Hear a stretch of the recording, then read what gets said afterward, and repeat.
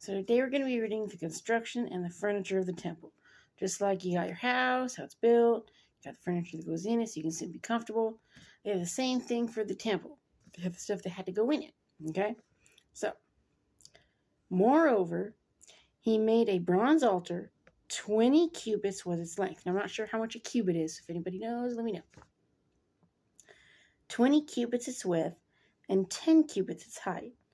Then he made the sea of cast bronze, 10 cubits from one brim to the other. It was completely round. Its height was 5 cubits, and a line of 30 cubits measured its circumference. And under it was the likeness of oxen encircling it all around, 10 to a cubit, all the way around the sea. The oxen were cast in 2 rows when it was cast. It stood on 12 oxen, 3 looking toward the north, 3 looking toward the west, 3 looking toward the south, and 3 looking toward the east. The sea was set upon them, and all their back parts pointed inward. It was a handbreadth thick, so that'd be about this thick, okay? And its brim was shaped like the brim of a cup, like a lily blossom. It contained 3,000 baths. That's a lot. He also made 10 lavers, and put 5 on the right side and 5 on the left to wash in them. Such things as they offered for the burnt offering, and they would wash in them, but the sea was for the priest to wash in. Okay. Because remember, the priests had to, be clean, everything to even go in there, okay? And he made 10 lampstands of gold according to their design and set them in the temple, 5 on the right side and 5 on the left. He also made 10 tables and placed them in the temple, 5 on the right side and 5 on the left. And he made 100 bowls of gold. Furthermore, he made the court of the priests and the great court and doors for the court, and he overlaid these doors with bronze. He set the sea on the right side toward the southeast. Then Huram made the pots and the shovels and the bowls. So Huram finished doing the work that he was to do for King Solomon for the house of God.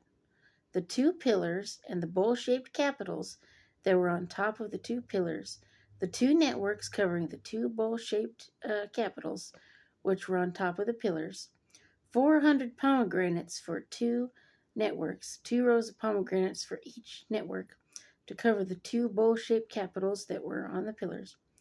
He also made carts and the lavers on the carts, 1 sea and 12 oxen under it. Also the pots, the shovels, the forks, and all their articles.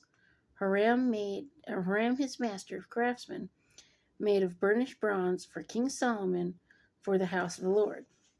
He made all that stuff. And you think you got a lot to do work. I think I got a lot to do work. I can't imagine having to do all this. In the plain of the Jordan, the king had them cast in clay molds between Succoth and Zeradiah. And Solomon had all these articles made in such great abundance that the weight of the bronze was not determined. So it was so much they're like, we'll just put it in here, okay? We're not even going to take the time to weigh it all because it's going to take all our time. Okay. Thus Solomon had all the furnishings made for the house of God, the altar of gold, the tables on which was the showbread, the lampstands with their lamps of pure gold, to burn in the prescribed manner in front of the inner sanctuary, with the flowers and the lamps and the wick trimmers of gold, of purest gold.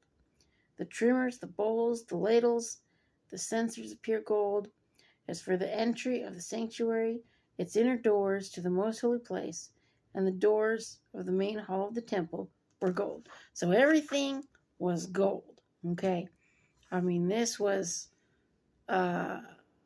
beauty beyond compare, if you can imagine that, So, but, yeah, I can't imagine putting all this work. It's wonderful. I think it's beautiful how they did that. But, can you imagine being in charge of all that? Yeah, so, anyway. Thumbs up, like, and subscribe, and peace.